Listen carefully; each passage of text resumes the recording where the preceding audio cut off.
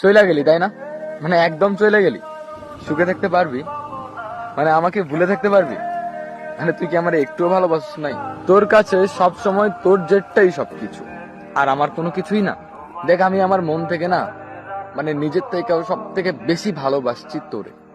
দেখ, আমি তোর জন্য সবকিছু করছি, কিন্তু তারপরেও তুই এভাবে চলে গেলি। আসলে আমি তোরে যতটা ভালোবাসছি তার থেকেও হয়তোবা বেশি ভালোবাসা তুই ডিজার্ভ করিস, তাই তুই এভাবে আমারে ছেড়ে চলে গেলি। আচ্ছা, তুই যে ছেড়ে গেলি, তুই কি ভালো থাকতে পারবি? সুখে থাকতে পারবি তুই? হ্যাঁ, যদি সুখে থাকতে পারোস তাহলে আমি বুঝে নিব যে আসলে আমি তোরে ভালোই বাসতে পারি না। মনে রাখবি, তোরে এই মনের মধ্যে যেই আসনে বসাইছিলাম সেই আসনে পৃথিবীর আর অন্য কেউ বসতে পারবে না, তুই ছাড়া আর কারো অধিকার নেই।